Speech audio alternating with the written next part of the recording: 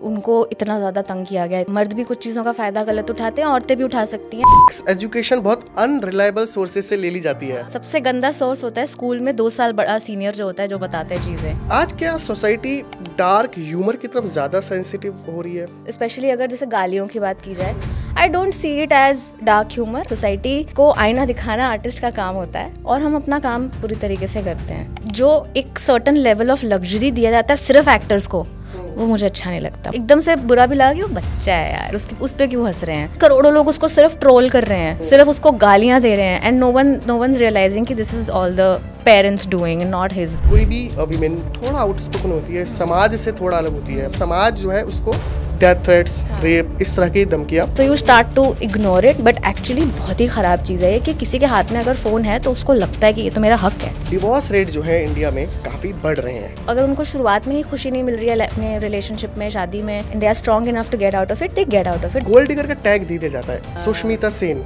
Celebrity भी नहीं बचे। तो if someone's feeling better by calling someone a gold digger, I think they should introspect and sort of go back into thinking कि वो कहाँ से आ रहे हैं। फीमेल प्लेजर पे बात करना अभी भी एक टैबू माना जाता है। राइट। कोई माँ ये चीज़ नहीं समझाती है अपनी बेटी को। हर माँ सब कुछ समझाती है, यू नो, जब तक शब्दों में कहा नहीं जाएगा कोई शायद नहीं समझ पाए।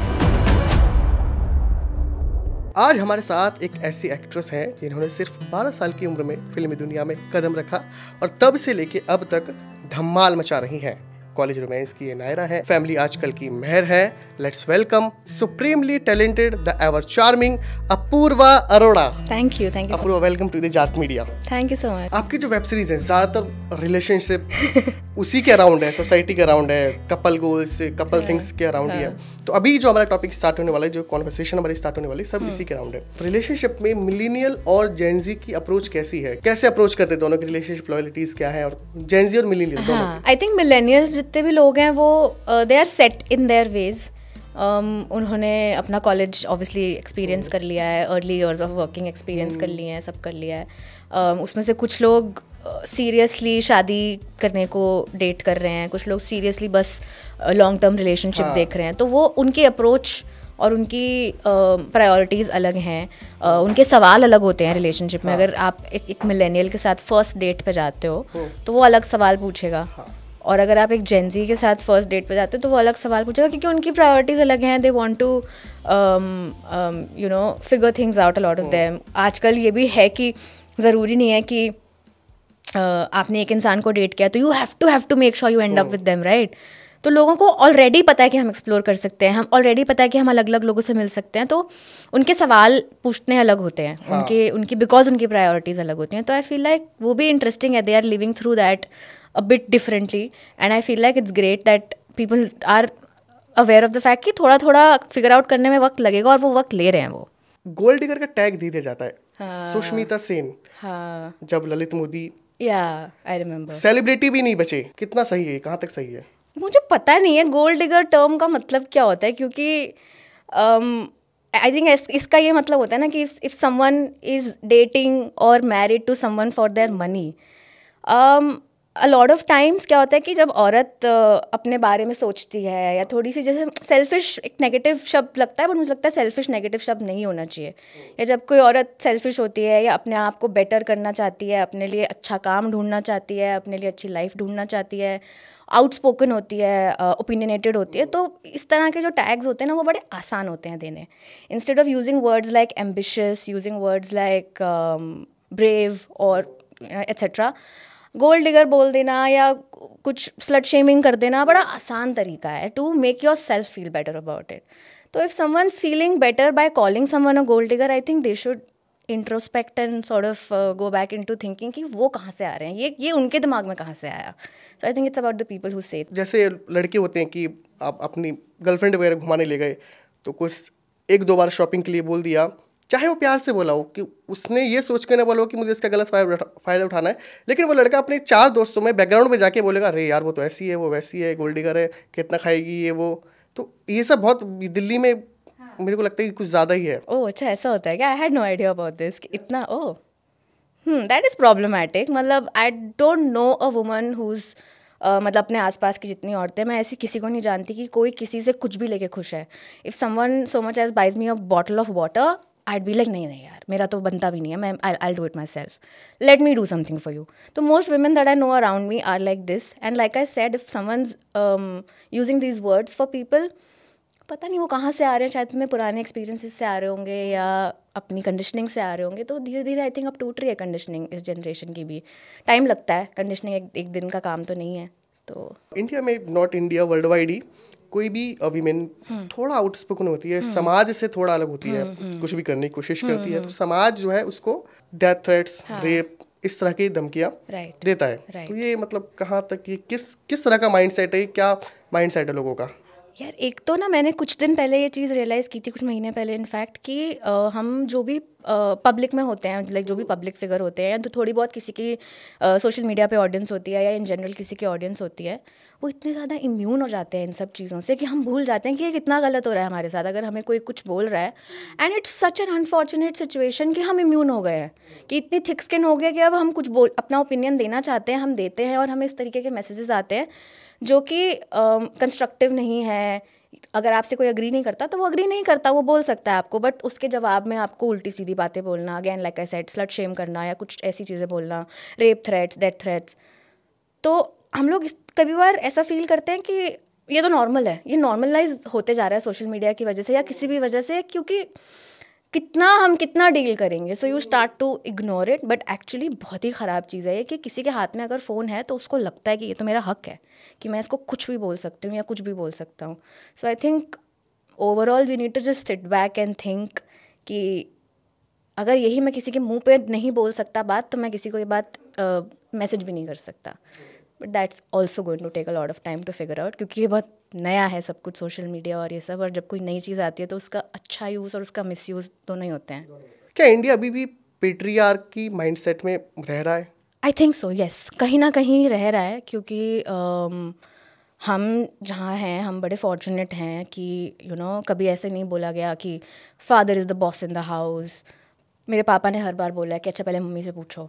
तो वो छोटी छोटी चीज़ें होती हैं जो बचपन से दिमाग में मेरे डाली गई कि it's never that father is the ultimate last word पापा का होगा, वैसा नहीं है.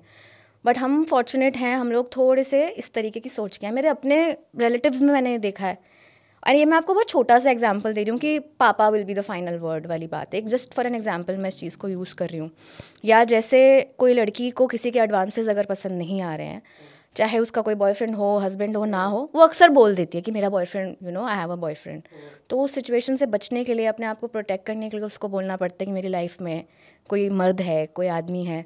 सो ये चीज़ें बहुत होती हैं. और एक बड़े लेवल पे तो पेट्रियार्की होती ही होती है, हर जगह हम देखते हैं. बट ये छोटे छोटे लेवल पे भी चीज़ें होती हैं. एंड आई थिंक वो जब हम बात करने लगेंगे, जैसे मैं और आप बात कर रहे हैं, इसको कुछ लोग सुनेंगे, शायद उनके दिमाग में ये बात रह जाएगी. आई थिंक धीरे धीरे धीरे धीरे करके we are moving towards a better world for women, and I am very very glad that we are. Divorce rate जो है इंडिया में काफ़ी बढ़ रहे हैं. अब इसमें दो चीज़ हैं.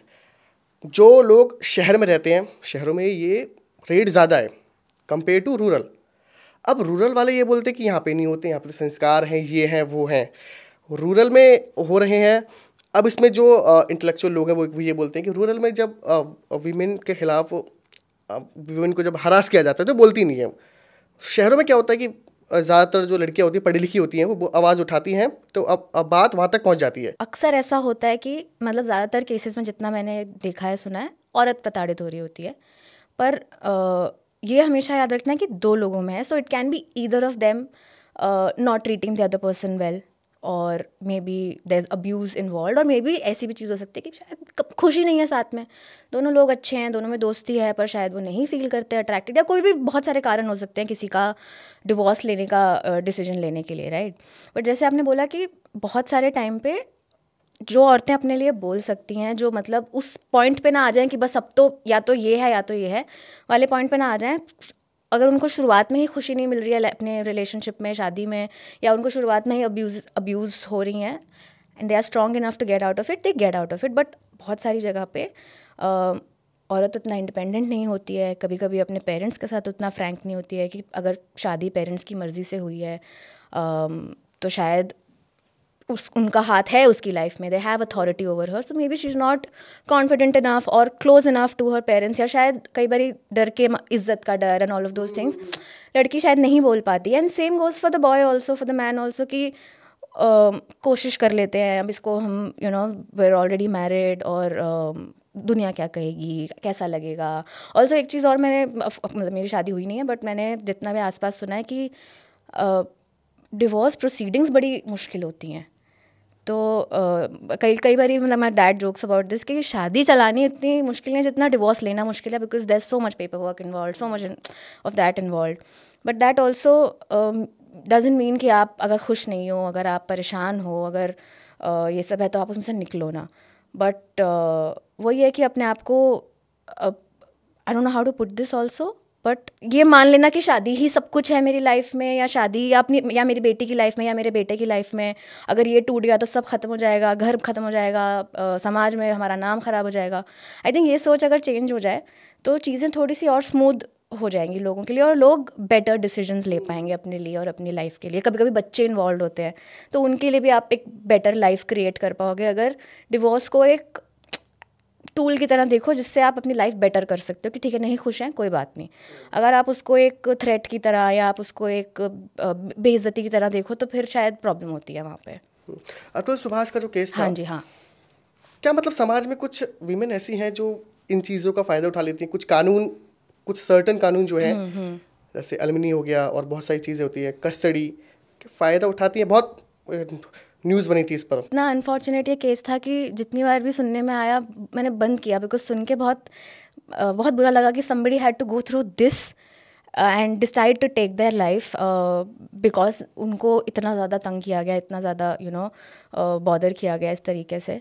जहाँ तक फ़ायदा उठाने की बात है, ये बड़ी ही थिन लाइन है. I would say as a woman, एक औरत होने के नाते मेरा बोलना अच्छा नहीं लगेगा, बट होते हैं, हर तरीके के लोग होते हैं. मर्द भी कुछ चीज़ों का फ़ायदा गलत उठाते हैं, औरतें भी उठा सकती हैं. एंड आई जस्ट फील कि ऐसे लोगों के चक्कर में उन लोगों का नुकसान ना हो जाए जिनको एक्चुअल में डिवोर्स के बाद सपोर्ट की ज़रूरत होती है, जिनको बच्चों के लिए पैसों की ज़रूरत होती है, या अपनी लाइफ के लिए. क्योंकि हर कोई नहीं कमाता है. कई बार 20-20 साल की शादी है अगर किसी की, and the woman is a home maker, उसको चाहिए, अगर उनका डिवोर्स होता है तो उसको चाहिए एक support to start her life from scratch. तो इन सब सिचुएशंस में, सिर्फ एग्जांपल दे रही हूँ कि इन सब सिचुएशंस में बेहतर है कि औरतों के लिए ये सब है. But again misuse, like I said, हर चीज़ का अच्छा यूज़ भी है और मिसयूज़ भी होता ही है. So we can't, it's a sad reality. Career versus marriage, ये अभी भी करियर वर्सेस मैरिज, ओके, ये प्रेशर अभी भी फेस किया जाता है? ये तो होता ही है, सब जगह होता है. मुझे लगता है कि कहीं किसी भी शहर में चले जाओ, किसी कंट्री में चले जाओ, ये तो होता ही होता है. आपने कभी फेस किया? मतलब अभी मेरे तो हुई नहीं है. नहीं, ऐसा होता है ना कि ऑप्शनल, कि शादी कब करोगी, सोसाइटी बोलती है ना कि शादी कब करोगी. करेक्ट. मुझे टेंशन, मुझे मतलब इतना ज़्यादा आई फील लाइक ध्यान मेरा अपनी एक्टिंग की तरफ रहा है शुरू से, कि मुझे लोगों की ये वाली चीज़ें बोलना मुझे हंसी आती थी कि अरे अब ये इतने साल की होगी, इसकी शादी करा दो, अब ये इसकी कॉलेज होगी, इसकी शादी करा दो, अच्छा अब तो इसने इतनी फिल्में कर ली, अब तो करा दो. तो मुझे तो बड़ा अम्यूजिंग लगता था वो अपनी तरफ से. बट आई नो कि बहुत सारे लोगों के लिए ये बैलेंस ढूंढ पाना, अपनी आइडेंटिटी को ना खोते हुए इन अ मैरिज एग्जिस्ट कर पाना, बट ऑल्सो शादी भी मतलब आपको बचानी है अपनी, आपको अच्छी लाइफ जीनी है अपने पार्टनर के साथ, तो आपको वो वाला बैलेंस ढूंढना दोनों को, वो बड़ा ही ट्रिकी होता है मुझे जहाँ तक लगता है. तो या I mean I will know more about this in the future. College dating culture जो है अभी इवॉल्व हो रहा है, अपनी पीक पे है. हाँ. क्या मेन जो है बाउंड्रीज और कंसेंट और इमोशनल रिस्पॉन्सिबिलिटी को समझ रहे हैं? कुछ हद तक मुझे लगता है कि समझ रहे हैं, कुछ हद तक कंफ्यूज्ड है, कुछ अभी क्योंकि उतनी इतने सेंसिटाइज नहीं हुए ना लोग, खास करके कॉलेज. अगर वो 19-20 साल के 21 साल के लोग हैं तो वो तो एनीवे अपने बारे में इतना कंफ्यूज्ड हैं. उन्हें वैसे ही सामने वाले की बॉडी लैंग्वेज रीड करनी नहीं आती है. उन्हें वैसे ही बहुत सारी, अभी उन्हें पता नहीं है whether this person likes me और नॉट. स्पेशली क्योंकि आपने लड़कों के बारे में पूछा, तो मैं वैसे बोल रही हूँ कि उन्हें पता नहीं है सामने वाली लड़की उनको कितना लाइक करती है, कितना वो अलाउ करना चाहती है. ऑल्सो लड़कियाँ भी उस वक्त सीख रही होती हैं अपने थॉट्स को वॉइस करना, अपने आप को सही शब्दों का इस्तेमाल करके आर्टिकुलेट करना. तो उस टाइम पे काफ़ी कन्फ्यूजन होता है. बट आई फील लाइक जितना ज़्यादा लोग आजकल कॉन्वर्सेशन करने लग गए हैं, लोग पढ़ने लग गए हैं, भले ही लोग सोशल मीडिया पे पढ़ने लग गए हैं, बट इन्फॉर्मेशन तो उस चीज़ों के बारे में गैदर कर ही रहे हैं ना, तो कहीं ना कहीं जाके वो हेल्प करेगा ही करेगा, क्योंकि आजकल बाउंड्रीज़ के बारे में, मेंटल हेल्थ के बारे में, कंसेंट के बारे में कॉन्वर्सेशन तो हो रही है कम से कम। तो आई फील लाइक भले ही कॉलेज वाले एज के लोग कंफ्यूज चल रहे हों या वो हों, but at least they read a lot, they discuss a lot. कोई घबराता नहीं किसी चीज़ को के बारे में बात करने से। No topic, almost no topic is taboo right now. तो वो मुझे अच्छा लगता है कि जब बात हो रही है तो बात बन जाएगी। वो वाला क्या होता है कि कोई लड़की हंस देती है, लड़का सोचता है कि ये लाइक करती है मुझे, शी लाइक्स मी, लाइन दे रही है। ये तो कॉलेज नहीं, ये तो मुझे लगता है उसके बाद भी होता रहता है लड़कों के साथ। बिकॉज आई फील लाइक सुधार करने की जरूरत है कि नहीं? बिल्कुल है यार। कभी कभी लड़कियां तंग आ जाती हैं। कई बार ऐसा होता है कि you want to collaborate with someone creatively, या you want to just have an artistic discussion, और you just want to discuss a movie और अ सॉन्ग, और just be friends with someone. पर आपके मन में हमेशा वो डर रहता है कि अरे यार ये मुझे गलत ना समझ ले इस बात को, या ये इस बात को तो ये तो समझ रहा है कि I am interested in him that way. तो वो आप फिर पीछे हट जाते हो उस दोस्ती से भी। So lot of times good friendships are not are ignored because of this thing. Periods पर इंडिया में खुलकर अभी भी बात नहीं होती है, एक स्टिग्मा माना जाता है। हाँ, कैसे, मतलब ये कैसे इस चीज़ में सुधार किया जाए? मैं तो सबको बताती हूँ कि देखो ये मेरी डेट है, इस डेट पे मुझसे ये बात मत करना, मुझे तंग मत करना। And I tell all my friends, देखो भाई PMS शुरू हो गया और 5-6 दिन की बात है, तो आई मेक श्योर दैट एटलीस्ट मैं अपने दोस्तों को नॉर्मलाइज कर दूँ ये चीज़। अपने male friends, father, cousins, everybody should know that women get periods, it is nature. उसमें कोई छुपाने वाली बात नहीं है। मुझे सैनिटरी नैपकिन जेब में छुपा के या बैग में छुपा के ले जाना नहीं चाहिए। मुझे आसानी होनी चाहिए किसी भी मेल फ्रेंड को बोलने में कि मुझे सैनिटरी नैपकिन ला के दे दो, या किसी भी रिलेटिव को बोलने में। It should be an open discussion I feel. उससे हम तो शहरों में हैं, जो गाँव में हाइजीन प्रॉब्लम्स क्रिएट हो जाती हैं इस चीज़ के टैबू होने की वजह से, वो और बड़ी प्रॉब्लम है। हम जो फेस करते हैं that's probably just the tip of the iceberg. तो आई फील लाइक जितना ज़्यादा बात हो इस सब चीज़ों के बारे में, अगेन इट्स बेटर। स्कूल्स में मैंने सुना है, मैं तो गर्ल्स स्कूल में थी, बट स्कूल्स में मैंने सुना है जो कोएड स्कूल्स मेरे कजन्स वगैरह के, कि when there was workshops and seminars on periods, या जैसे कंपनी वाले आते थे, they used to like talk to girls, तो वो क्या करते थे, बॉयज़ को अलग भेज दिया जाता था, गर्ल्स को only girls would be taken to that workshop. I feel like boys should also hear it, they also need to know कि क्या हो रहा है हमारी बॉडीज़ के साथ। सो ये सारी चीज़ें छोटी छोटी अगर चेंज हो जाएं तो बचपन से ही नॉर्मल हो जाएगा लोगों के लिए। साउथ कोरिया में एक मूवमेंट ओरिजिनेट हुआ है, Okay. 4B movement. ओके, वहाँ पर जो है महिलाएं जो हैं ये मूवमेंट उठा रही हैं कि वो ना तो शादी करेंगी, ओके, ना बच्चे करेंगी, ओके, और ना सेक्स करेंगी। ऑलराइट, रीज़न ये है कि उनका जब ये शादी कर लेती हैं तो एक तो करियर में वापसी करना उनके लिए बड़ा मुश्किल होता है, राइट, और पीरियड्स के टाइम में हम भी बात कर रहे थे, वो छुट्टियां मिलना, ये सब मिलना बड़ा होता है। तो they are refusing to marry और हैविंग अ चाइल्ड। ठीक है, मुझे कोई दिक्कत नहीं लगती इस बात में। अगर किसी को नहीं शादी करनी वो ना करें, किसी को बच्चा नहीं चाहिए वो ना करें। वो रीज़न ये दे रहे हैं कि इनको करियर में मैंने बोला कि सेटबैक करने बड़ा मुश्किल होती है, और बहुत सारी छुट्टी होती है, रिस्पॉन्सिबिलिटी होती है, पर्सनल, वो सब नहीं मिल रहा है, तो इसका विरोध किया जा रहा है इस मूवमेंट के थ्रू।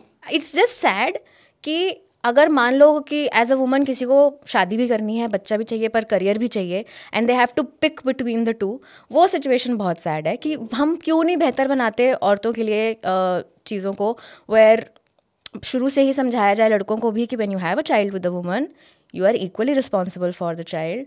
एंड ऑफकोर्स बच्चे को फीड करना होता है, 10 चीज़ें होती हैं जो सिर्फ माँ ही कर सकती है of course. But in that case क्या वर्क प्लेस इतना वेल इक्विप्ड है कि औरतें भी इक्वल काम कर सकें?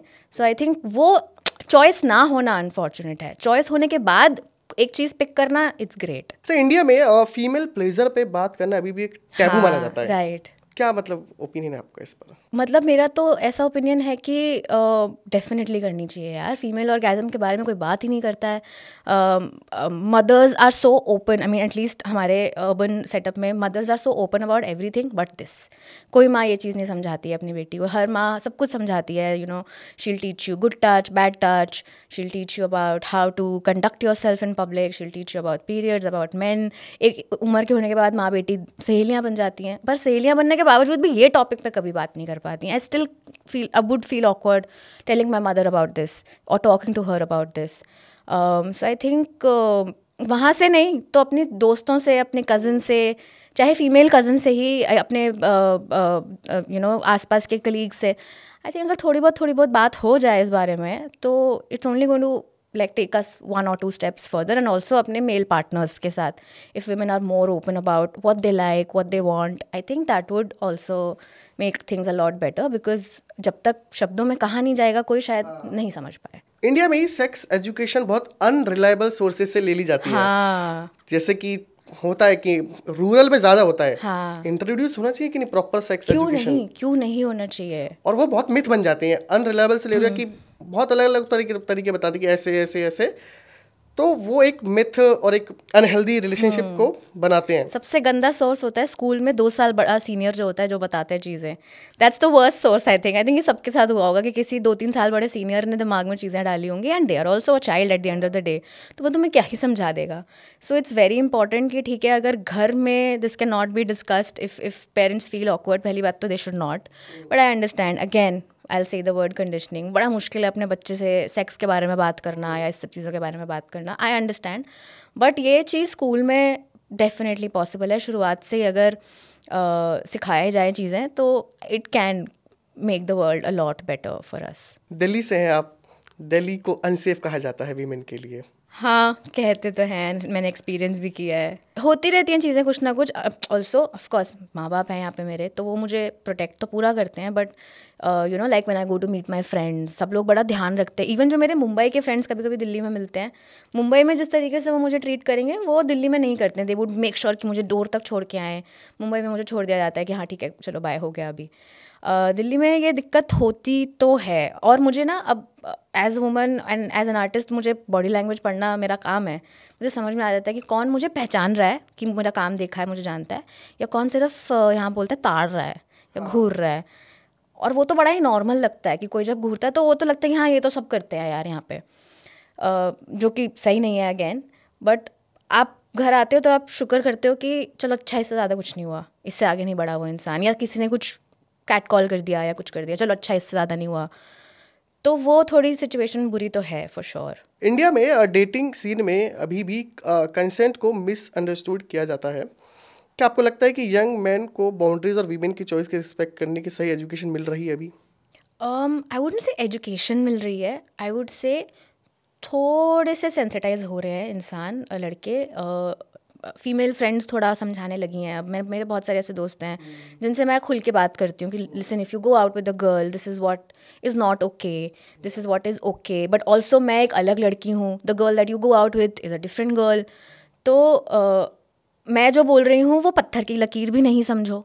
Just have a conversation. And that being said, I would से कंसेंट गोज बोथ वेज. आदमी का भी कंसेंट होता है, आदमी को भी टच करने से पहले या कोई भी बाउंड्री क्रॉस करने से पहले पूछना ज़रूरी है. Because man are most predators are man. तो थोड़ा सा वो पलड़ा इस तरफ भारी होता है कि you have to ask the woman first. But I also feel कि जब आप एक जैसे आपने डेटिंग मेंशन किया, तो अगर आप एक डेट पे हो तो आई थिंक दोनों की जिम्मेदारी है to make sure that the other person is not feeling violated when they go back home in any way. तो उसका एक ही तरीका है कि सिर्फ बात करो. I feel like talking does not take the fun out of it. It does not kill the spark at all. Talking makes it so much better between two people. Industry में कास्टिंग काउच पर बड़ा discussion होता है. क्या कभी आपने ऐसी uncomfortable situation face की है? मेरे साथ सेट पे तो कभी ऐसा नहीं हुआ. फॉर्चुनेटली सेट पे people have always been nice to me, always respected me.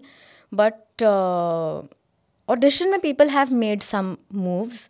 But of course पहले मैं तो जब छोटी थी तो आई स्टार्टेड एक्टिंग, सो तभी शायद मुझे कई बार समझ में ना आए हो किसी के advances. So then nobody cross that boundary because then they also understood कि इसको तो समझ ही नहीं आ रहा है यहाँ क्या हो रहा है. बड़े होने के बाद यू स्टार्ट टू अंडरस्टैंड कि इसका सब टेक्स्ट क्या हो सकता है, ये कहना क्या चाह रहा था इंसान. Maybe he wanted me to like make a move or something. मेरे लिए तो मैं तो उस सिचुएशन में मैं तो नादान बन जाती हूँ फिर कि ठीक है, मतलब I'll make sure I walk out of the room, but I also then don't acknowledge that I understood what you asked of me, because होता है, because when you see yourself find yourself in an unsafe situation where you feel scared, हमेशा fight back करना is not the smartest option. Of course I have fought back and ये सब, but sometimes the first thing you should do is just remove yourself from that situation and make yourself safe first. तो होती हैं कई चीज़ें, people have, लोगों के codes होते हैं जो मुझे पहले पता नहीं थे कि are you okay to do bold scenes, and bold scenes का मतलब होता है ऑन कैमरा। इफ़ पहली बात तो उसको बोल्ड सीन क्यों बोला जाता है मुझे ये नहीं समझ में आया आज तक, बट बोल्ड सीन का मतलब होता है on camera if you are okay to be intimate with a co actor और wear a certain kind of clothes, ऐसा कुछ। But that is apparently code for people wanting to ask you if you are okay to sleep with them, जो कि मुझे बहुत बाद में पता चली थी ये बात।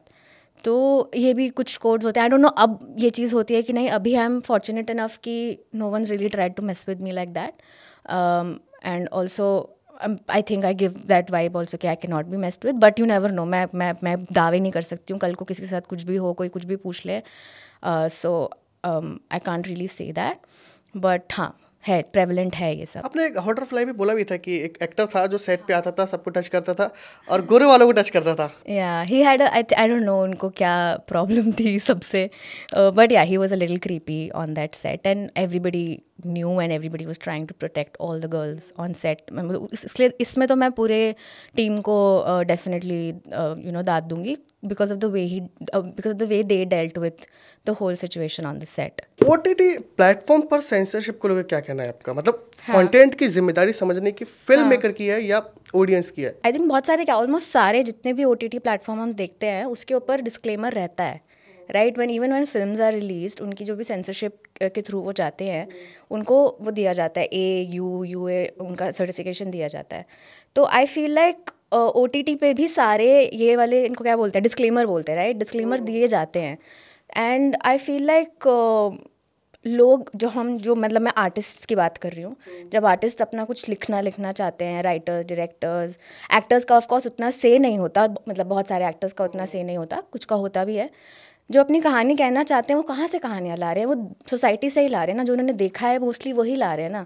Even if it's a scifi, जो उसके इमोशंस हैं, जो बातें हैं, जो चीज़ें हो रही हैं, जो नैरेटिव चल रहा है, वो तो इंसानों के नेचर पे ही बेस्ड है ना। So if a film maker is trying to tell a story that's natural, that's human, I think वो हम देख के ही वी हैव टू डिसाइड कि whether we want to go into this or not, right? College romance जो web series आई थी उस पे भी विवाद काफी हुआ था लैंग्वेज के ऊपर। हाँ जी। आज क्या सोसाइटी डार्क ह्यूमर की तरफ ज्यादा सेंसिटिव हो रही है? आई फील लाइक लैंग्वेज जो होती है, जैसे स्पेशली अगर जैसे गालियों की बात की जाए, I don't see it as dark humour, I see it as, I don't know the right word for it, but मुझे लगता है कि नेसेसरी है, नहीं है पता नहीं, बट दी जाती हैं गालियाँ। हम जहाँ से आते हैं, मेरी थोड़ी फैमिली नॉर्थ से है, कुछ फैमिली कहीं और है, सब जगह गालियाँ दी जाती हैं। दिल्ली में भी ऑफ कोर्स मेरे पेरेंट्स यहाँ रहते हैं, सब जगह गालियाँ दी जाती हैं। सोसाइटी को आईना दिखाना आर्टिस्ट का काम होता है और हम अपना काम पूरी तरीके से करते हैं। So I think that's all I would say. Pay disparity industry में है। पुष्पा 2 मूवी आई थी, हाँ जी, अल्लू को मिले हैं 300 करोड़, हाँ, रश्मिका को रिपोर्टेडली 10 करोड़ मिले हैं। ओह, तो पे डिस्पैरिटी पे क्या कहना है आपको इंडस्ट्री में? ये तो सच्चाई है। मुझे लगता है कि कुछ तो स्टैंडर्ड होना चाहिए जो हम मेंटेन करके रखें इन टर्म्स ऑफ प्रॉबली, मुझे पता नहीं हॉलीवुड में कैसे इसको मेजर किया जाता है, but in terms of seniority कह लो या इन टर्म्स ऑफ एक्सपीरियंस कह लो या कुछ भी कह लो, आई फील लाइक उस तरीके से उस हिसाब से लोगों को पैसे मिलने चाहिए for the work that they do. But ये तो बड़ी सैड, ये तो मेरी मतलब दुखती रह गई है तो, because being a woman actor I get paid a lot less than probably a male co-actor who is just started out, just by virtue of being a man he is getting paid more than me. तो ये तो है ही है, मुझे समझ नहीं आ रहा मैं इस चीज़ को तोड़ूं कैसे। The only thing I can do right now is that whenever I want to make my films, I make sure कि मेरी फिल्म्स पे ये ना हो। तो ये मैं कर सकती हूँ ज़रूर। अनन्या पांडे ने भी बोला था कि वैनिटी वैन मिलती है, उनको बड़ा कमरा मिलता है, हमको छोटा मिलता है। हाँ, ये भी होता है, ये इस तरह की चीज़ें भी होती हैं। आपने फेस किया है ऐसा कुछ? किया है, काफ़ी बार किया है। यस। आजकल के बच्चे 15 साल 10 साल 5 साल के लीडर बन रहे हैं, प्रवचन देते हैं, स्पिरिचुअल लीडर बोलते हैं। और एक बच्चा और है अभिनव अरोड़ा, जो वृंदावन में रहता है और वो रील्स बनाता है, कहता है कि मुझे फ़र्क नहीं पड़ता कि लो ज़माना क्या कहता है, ऐसे ही मीम्स बनाता है। तो ये किस तरफ जा रही है? अपना चाइल्डहुड मिस नहीं कर रहे हैं? मतलब आई जस्ट फील कि वो जैसे मैं हंस तो दी आपने जब बोला, बट मुझे एकदम से बुरा भी लगा कि वो बच्चा है यार, उस पर क्यों हंस रहे हैं। बच्चे को रिलीजन सिखाना, स्पिरिचुअलिटी में डालना, अपने आप को एक्सप्रेस करना सिखाना, आर्टिकुलेट करना सिखाना, कोई प्रॉब्लम नहीं है. आई फील लाइक इट्स ग्रेट कि आप उस बच्चे को ऑप्शंस दे रहे हो कि तुम रिलीजन को फॉलो कर सकते हो, तुम स्पिरिचुअलिटी में जा सकते हो, आगे जाके तुम अच्छे ओरेटर बन सकते हो. बट इस उम्र में उस बच्चे को ऐसी पोजीशन में डालना, इतनी छोटी सी एज में, जब उसको स्कूल जाने का समय है, दोस्त बनाने का समय है, ऐसी सिचुएशन में डालना जहाँ पे करोड़ों लोग उसको सिर्फ ट्रोल कर रहे हैं, सिर्फ उसको गालियाँ दे रहे हैं, एंड नो वन रियलाइजिंग कि this is all the parents doing, not his fault anyway. तो आई फील लाइक इतना तो माँ बाप अपने बच्चे को प्रोटेक्ट करेंगे यार. छोटी छोटी चोट से भी माँ बाप प्रोटेक्ट करते हैं अपने बच्चों को, और अगर बच्चे को चोट लग जाती है तो बड़ा दुख होता है माँ बाप को. मुझे ये समझ में नहीं आ रहा कि why are they subjecting the child to so much trauma. वो बड़े होकर क्या सोचेगा यार, आई डोंट नो कि उसके दिमाग पे क्या असर हो रहा होगा. या फिर आप चलिए ट्रोलिंग छोड़ दो, अगर वो एक ऐसी जगह पे आ गया जहाँ पे उसे इतनी ज़्यादा एक्कोलेड्स मिलने लगे हैं या इतनी ज़्यादा तारीफ़ें मिलने लगे हैं, और उसे समझ नहीं आया कि उस फेम का, उस तारीफ़ का करना क्या है, इस सब का यूज़ क्या है, और कल को से 2-3 साल बाद, 5 साल बाद उसको वो ना मिले, तो does he know how to deal with it? I don't think even the parents know how to deal with it. So I feel like make your child a well-rounded human being, give him all the options that you want to give him, but don't subject him to so much trauma from people. Instagram reels देखते हो आप? कभी कभी हाँ, actually क्या रोज़ देखती हूँ. मुझे लगता है कि वो शॉर्टकट बन गया एक्टर बनने का, कि मतलब हाँ, क्रिंज कंटेंट बनाते लोग, फेमस हो गए कि एक मोनालिसा वायरल हुई थी राजस्थान की, तो इंस्टाग्राम क्या शॉर्टकट है ये बनने का? बन गया है आजकल. मतलब एक तो बहुत सही बात है कि इसका फ़ायदा ये है कि बहुत सारे ऐसे टैलेंटेड लोग या बहुत सारे इंटेलिजेंट लोग जो एक्टर बनना चाहते हैं, बट उनके पास रास्ता नहीं था कुछ साल पहले. विनीत कुमार सिंह 23 साल से स्ट्रगल कर रहा है, वो बंदा बोलता है कि उसके पास आज भी मूवी फ्लैट नहीं है. आपने अपने सवाल का जवाब दे दिया ऑलरेडी कि जो एक्टर इतनी मेहनत कर रहा है, इतना टैलेंटेड है, आप एक से दूसरा कैरेक्टर उनका देखो, अलग लगता है सब कुछ, and he is so good. But जैसे आपने बोला ये बात, meanwhile what I was getting at was that it's good कि लोगों के पास जो अपॉर्चुनिटीज़ नहीं थी या जिनको पता नहीं था कि कैसे इसको एक्सप्लोर करना है, उनके पास अब सोशल मीडिया है.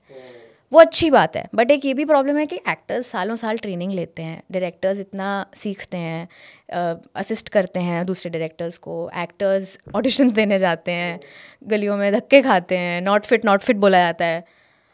And someone who is not trained, जो एक लय में अपने सारे रैंट करते हैं इंस्टाग्राम पे, वही उसी लय में वो जाके एक्टिंग भी कर देते हैं. Them taking away all the good parts, all the good characters, definitely pinches I feel. But यही सिचुएशन है अब दुनिया में, यही रियलिटी बन गई, नंबर्स आर एवरीथिंग. तो ठीक है. कंगना रनौत कैसी लगती है आपको? I think she is a fantastic actor and a good orator, that's all I would से. या अब आजकल क्या हो रहा है कि जो वीमेन हैं वो खुद की फिल्म बना रही हैं, लेकिन बॉक्स ऑफिस पे वो पिट जा रही हैं. क्या जनता तैयार नहीं है कि एक्सेप्ट करे, या फिर उनको समझ में नहीं आ रहा? ये तो even I have been thinking कि क्यों विमेन बैक्ड फिल्म्स या विमेन ओरिएंटेड फिल्म्स नहीं चल रही हैं. But girls will be girls नाम की एक फिल्म है, रिचा चड्डा और अली फजल ने बनाई है. That film is doing very well. That film is doing the rounds. अभी मैं आने इसके पहले पढ़ रही थी, they just won an award, मैं नाम भूल रही हूँ क्या award, but that film is done well. All we imagine as light, how can you forget that? तो आई डोंट थिंक कि अप्रिसिएशन नहीं मिल रहा है. I think it's only a matter of time कि बॉक्स ऑफिस नंबर्स भी बेहतर होने लगेंगे. एज अ पब्लिक फिगर आप कैसे क्रिटिसिज्म को हैंडल करते हो सोशल मीडिया पे?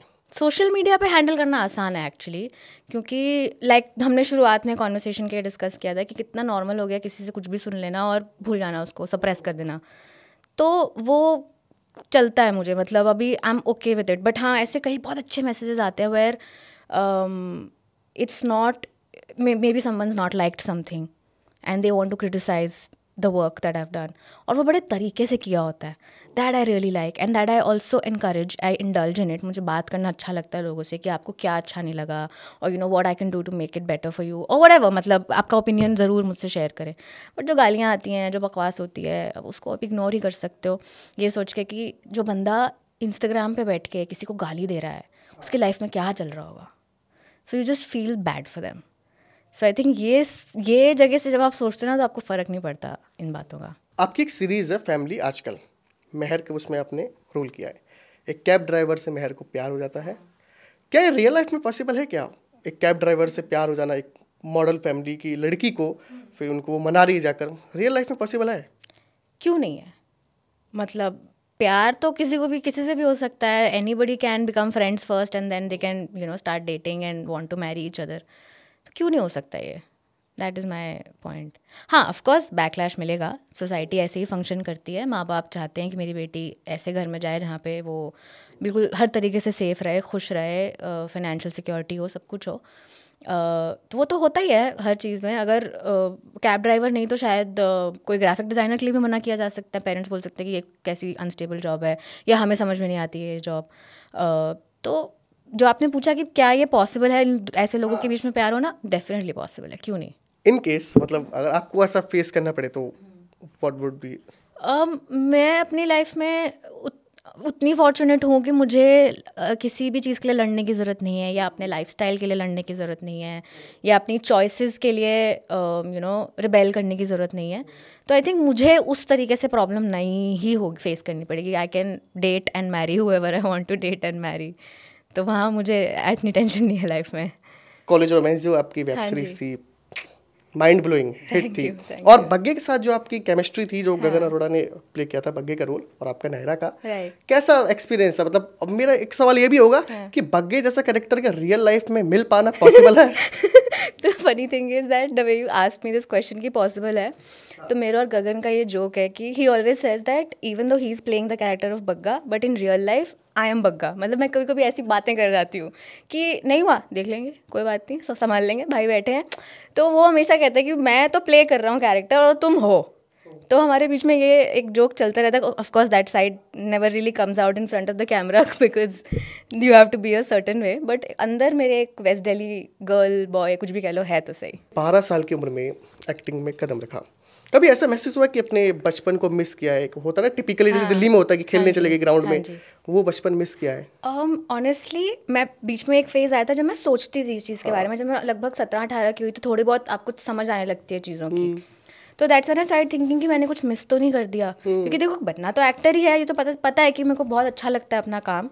बट ऑल्सो लाइफ की जो एक नॉर्मल सबकी जर्नी होती है, जिसको लोग नॉर्मल बोलते हैं कि सबको एक एक पड़ाव अपना एक्सपीरियंस करना है लाइफ का, कहीं मैंने कुछ मिस तो नहीं किया.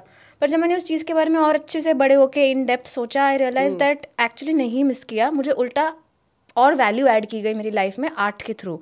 क्योंकि एक तो मेरे पेरेंट्स ने मेक श्योर किया कि मैं सर पे ना चढ़ूँ, कि भाई मुझे सेट पे इतनी इंपॉर्टेंस मिल रही है, या मेरा मेकअप हो रहा है, या मेरी फ़ोटोज़ खिंच रही हैं, तो कहीं मैं उस चीज़ को सर पे ना ले जाऊँ. कहीं मैं पढ़ाई, एजुकेशन, अपनी ओवरऑल मेंटल वेलबींग को पीछे हटा के बाकी चीज़ों में ना लग जाऊँ. तो उसमें मेरे पेरेंट्स को क्रेडिट डेफिनेटली जाता है. मुझे उतनी ही डांट पड़ी है जितनी बाकी लोगों को पड़ती है.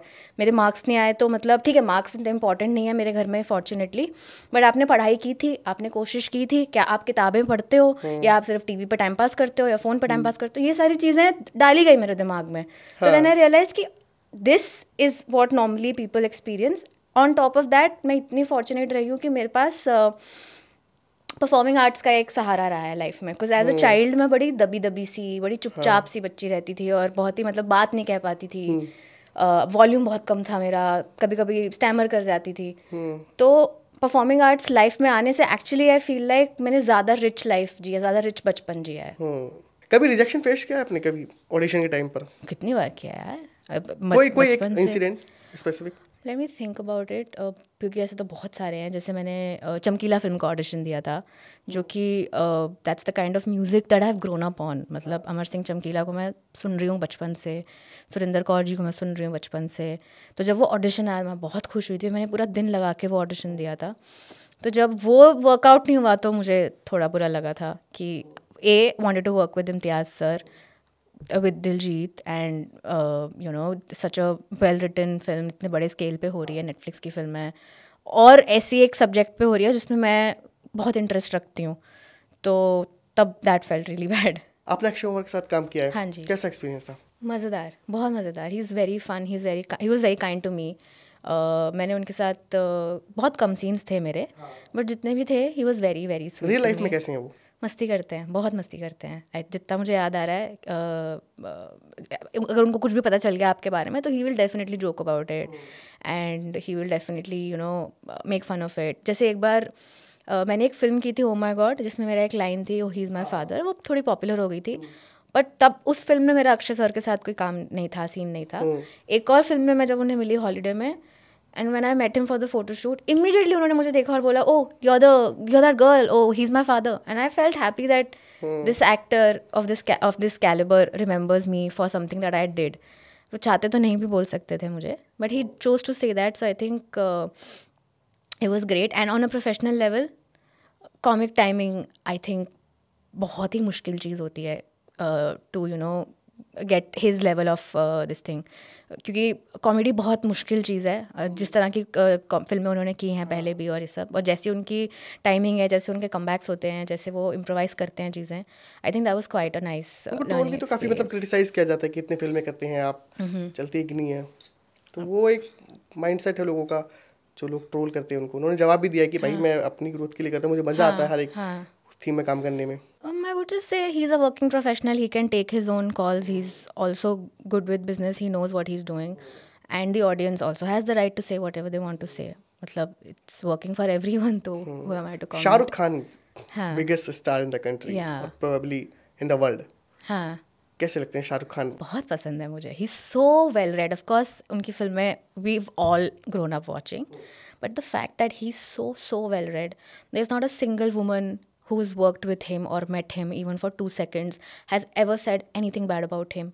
She's always felt like she's the most important woman in the room when she's with Mr. Shah Rukh Khan.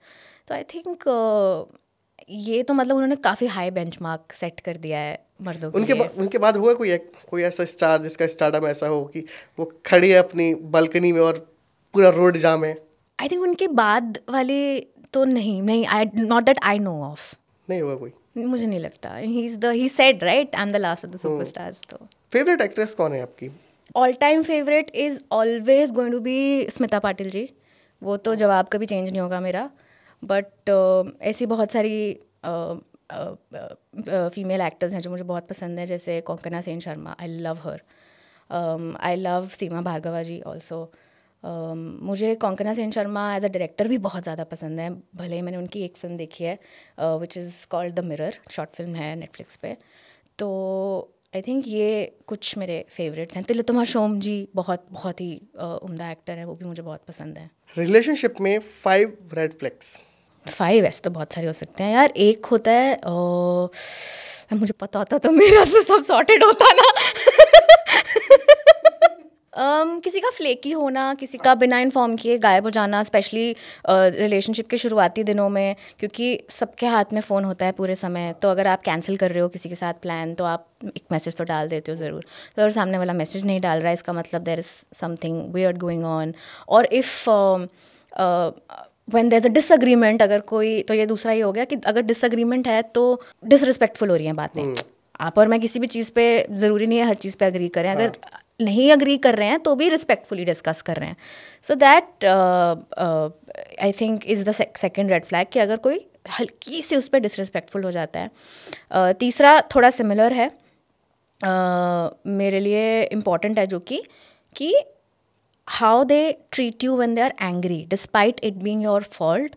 मुझे ऐसा लगता है कि 2 लोग, चाहे वो माँ और बच्चा हो, बाप और बच्चा हो, गर्लफ्रेंड बॉयफ्रेंड, हस्बैंड वाइफ, कुछ भी हो, भाई बहन हो, जब सामने वाले की गलती होती है आप उसे कैसे ट्रीट करते हो, that tells a lot about what you feel about them. आपको गुस्सा होने का पूरा हक है, but there are certain things, certain boundaries that you don't ever cross. There are certain things that you don't say or do in any situation, अगर आप genuinely उस इंसान से प्यार करते हो। तो I think that's also one major red flag, कि अगर वो इंसान अपना आपा इतना ज़्यादा खो दे रहा है कि वो चीज़ें कर रहा है जो शायद वो कभी ना करे आपके लिए, अगर आपको वो प्यार करता है। तो I think that is the 4th one. And 5वां वाला मुझे पता चलेगा तो मैं ज़रूर बताऊँगी। एक एडवाइस जो आप यंग गर्ल्स को देना चाहेंगी? Read. young girls and boys both everybody should read। पुराने जितने भी राइटर्स रहे हैं, पुराने you know all these your feminist writers सारे पढ़ो, आजकल के modern day writers को पढ़ो, and save your money, learn finances, learn to handle your own money yourself. Even if you have a family taking care of things, आपको पता होना चाहिए कि आपका कमाया हुआ पैसा कहाँ जा रहा है, आपका कमाया हुआ पैसा कहाँ इन्वेस्ट हो रहा है, कहाँ खर्च हो रहा है. तो I think that just makes you a lot more safe and independent in life. ज़रूरी नहीं है कि किसी के साथ हमेशा ही आगे चल के बुरा हो जाए, but you have to be prepared for that and it just makes you a better well rounded human being when you handle your own finances and you know how to handle your own finances. बाकी young लड़कों के लिए मैं कहूँगी कि सब कुछ सीख लेते हैं लड़के, खाना बनाना नहीं सीखते बहुत सारे लड़के, और बहुत सारे लड़कों के पेरेंट्स उनको नहीं सिखाते हैं. और बस ये बात बहुत बार बोली जा चुकी है बाहर, ऐसा नहीं है कि मैं कोई नई बात बोल रही हूँ, बट मैं ये ज़रूर बोलूँगी कि खाना एक सर्वाइवल स्किल भी है, एक आर्ट भी है. ये औरत का काम नहीं है सिर्फ, लड़की का काम नहीं है सिर्फ. तो अगर लड़के भी शुरू से खाना बनाना और ये सब चीज़ें, घर संभालना सीख लें तो बहुत बहुत बढ़िया होगा. Because running a house hold is not easy, it's very very difficult. कभी भी किसी के ऊपर अचानक से रिस्पॉन्सिबिलिटी आ जाए तो मुश्किल हो जाती है. अगर आपको ट्रेनिंग होती है इन सब चीज़ों की तो आप बेहतर लाइफ जी लेते हो. बस एक रैपिड फायर राउंड है हमारा, छोटा सा है. Sure. A co-star you had the best chemistry with. I think everybody, अगर मैं कोई और नाम लूँगी तो लोग मुझ पर गुस्सा हो जाएंगे, सो आई विल जस्ट से गगन अरोड़ा. मैं लूँगी नहीं वैसे कोई और नाम. मैं लेना भी नहीं चाहती, but I think that's the reality. We have the best chemistry. Okay. A role you wish you had played. Amarjot from Chamkila, off the top of my head. Okay. One thing people assume about you but isn't true. A lot of people assume that I'll not be nice to talk to, but it's not true. या उसका उल्टा भी होता है कि a lot of people will just think that it's easy to walk all over me because I'm all smiley and like pooky looking, but I'm actually not. I will not take things lying down if I'm ever, dealt with like that. A relationship deal breaker for you. Lying. मुझसे झूठ बर्दाश्त नहीं है. मैं सब बर्दाश्त कर सकती हूँ, झूठ बर्दाश्त नहीं कर सकती. मुझे लगता है कि वहाँ पे मेरे लिए कॉन्वर्सेशन ख़त्म है. One thing you find overrated in Bollywood. It's a necessity. I'm not saying it's not. But जो एक सर्टन लेवल ऑफ लग्जरी दिया जाता है सिर्फ एक्टर्स को, वो मुझे अच्छा नहीं लगता. मुझे पता है कि एक्टर का चेहरा आना है, स्क्रीन पे मैटर करता है, बट जो क्रू है they are working from the conception of. कुछ लोग ऐसे भी होते हैं क्रू में जो जब मतलब प्रोजेक्ट लिखा जा रहा है वो तब से हैं, एंड तक हैं. ऐसे बहुत सारे लोग होते हैं जो आपके कॉल टाइम से बहुत पहले आ जाते हैं और आपके पैकअप के बहुत बाद जाते हैं. I am talking about actors. तो वो भी उतना नहीं तो मतलब थोड़ा और कंफर्ट डिजर्व करते हैं. तो आई फील लाइक वो एक बैलेंस बहुत ज़रूरी है. करण जौहर ने बोला भी था कि टीम में और भी लोग हैं तो उनको इतना अप्रिसिएट नहीं किया जाता. हाँ, ये लोग एक्टर लोग इतना पैसा ले जाते हैं, पैसे की टर्म में भी और इज्जत के उसमें भी इतनी रिस्पेक्ट उनको नहीं मिलती है. और उनसे बड़ा काम करते हैं वो लोग, पीछे की टीम, एडिटिंग, प्रोडक्शन जो भी है. राइट. तो करण जौहर ने भी इस बात को बोला. वो is the better boyfriend, Gen Z और मिलेनियल. तो दोनों ही नहीं मिल रहे, मैं कैसे बोलूं. A web series you can watch on repeat. On repeat. I feel like मैं ओजार्क बार बार देख सकती हूँ. ओजार्क एक शो है नेटफ्लिक्स पे. It's crazy. It's such beautiful writing. And now that you're saying it, मेरा मन कर रहा है घर जाके दोबारा देखने का. Okay. Now ये भी रिपीट होगा दोबारा.